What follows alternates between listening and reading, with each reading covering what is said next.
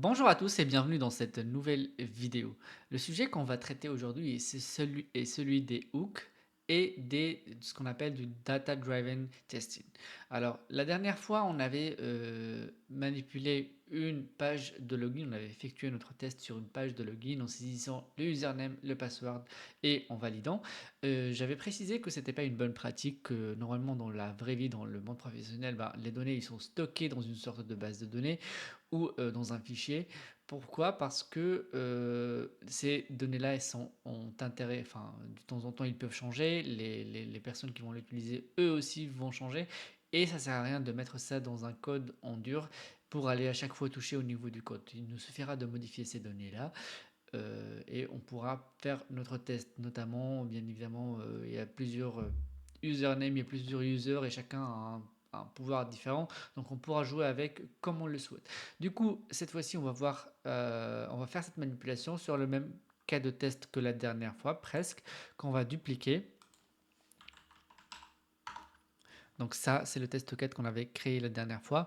On va le dupliquer.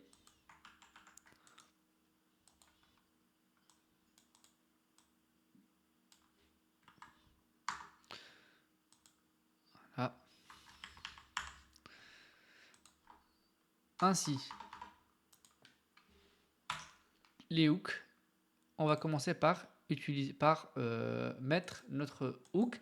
Les hooks dans Cypress sont des fonctions spéciales qui permettent d'exécuter du code à des moments précis dans le cycle de vie des tests et ils sont utilisés pour configurer des conditions préalables communes.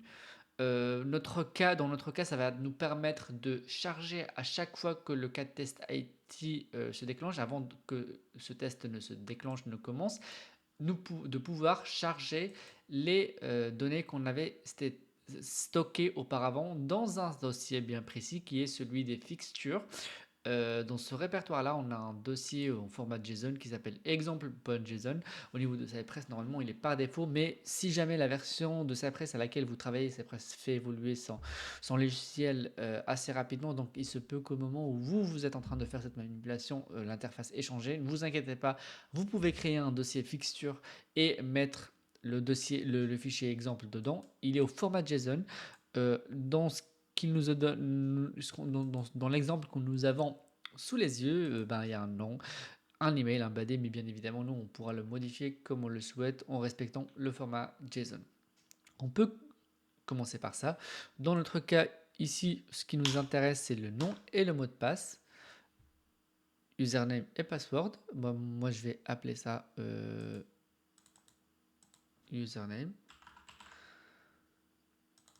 Et ici, password.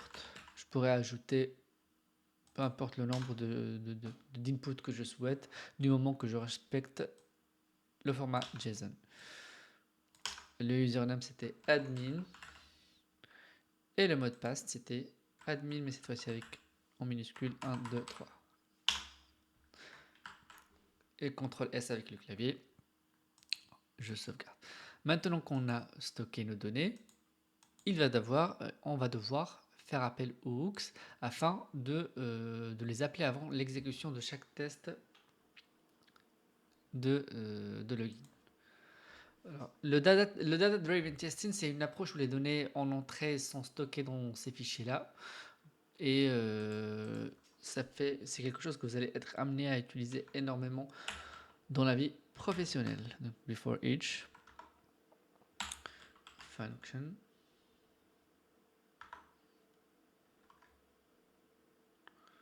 Et là, je crée mon paramètre que je vais appeler data.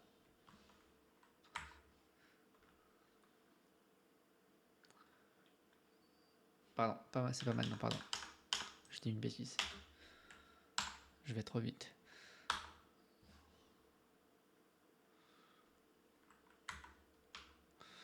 Voilà, ma fonction, mon hook est créée.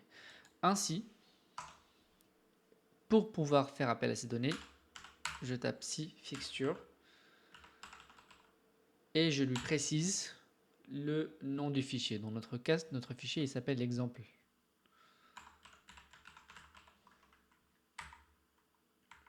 Une fois que les données ont été chargées, on utilise la méthode then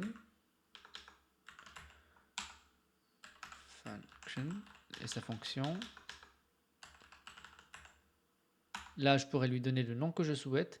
Je vais l'appeler login data. C'est ici que vont être stockées les informations que je vais récupérer depuis le folder fixture et le fichier exemple.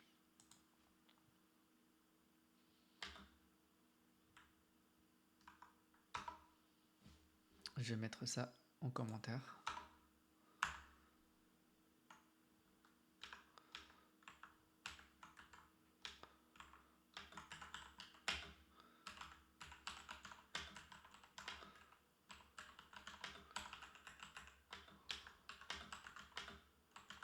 Load fixture data before running the tests. Comme ça, on est sûr à chaque fois. Voilà.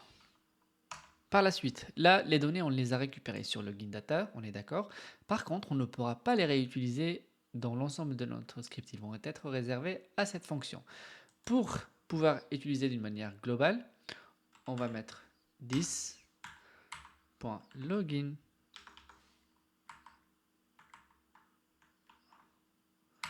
Alors, je suis désolé, c'est un souci avec le clavier.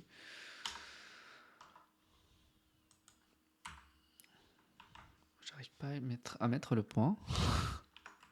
Voilà. This login data. Ce this login data, on va le réutiliser par la suite. Et dedans, on va lui mettre login data. Voilà, ça, c'est les deux. Et du coup, on va les affecter à this login data. Comme ça, ce this login data, on va le réutiliser par la suite.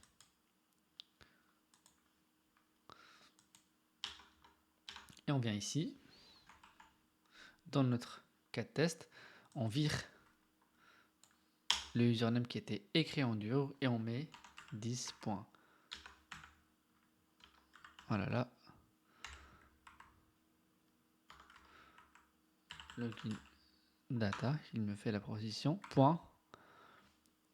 Là, ce dont on a besoin, c'est le username. Il s'appelle comment ici? C'est username. Du coup, on met username. Je sauvegarde. Je fais un copier-coller. Ça va aller plus vite.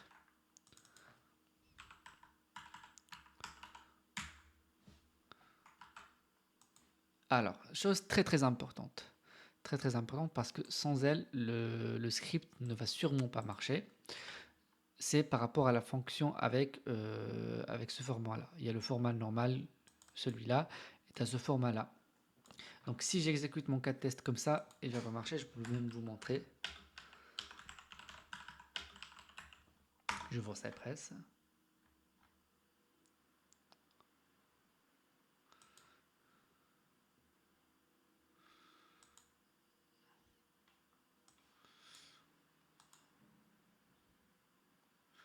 Voilà, il est perdu, Cypress est perdu. Il me dit qu'il ne peut pas lire les propriétés de login data que c'est undefined. Pourquoi? Parce que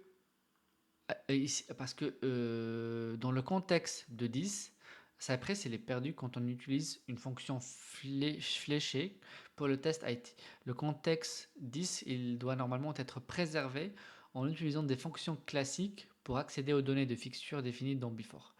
Donc on va virer ça et mettre tout simplement function.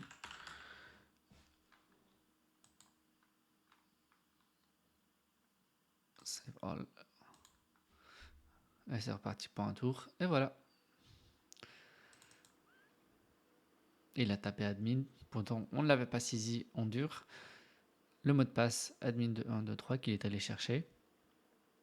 Il s'est connecté et il est parti chercher le texte. Si vous vous rappelez qu'on avait saisi comme assertion la dernière fois. Donc voilà. Pour ce qui est des hooks et du data driven testing, vous pouvez mettre n'importe quel input, logiquement ça va marcher. C'est une bonne pratique dans le monde professionnel, c'est comme ça que ça va se passer. Et du coup, merci à vous d'avoir suivi cette vidéo. N'hésitez pas à pratiquer, vous retrouvez dans la description le code que j'ai utilisé pour cette vidéo, ainsi pour les anciennes vidéos. Je vous remercie et bonne journée à tous. Au revoir.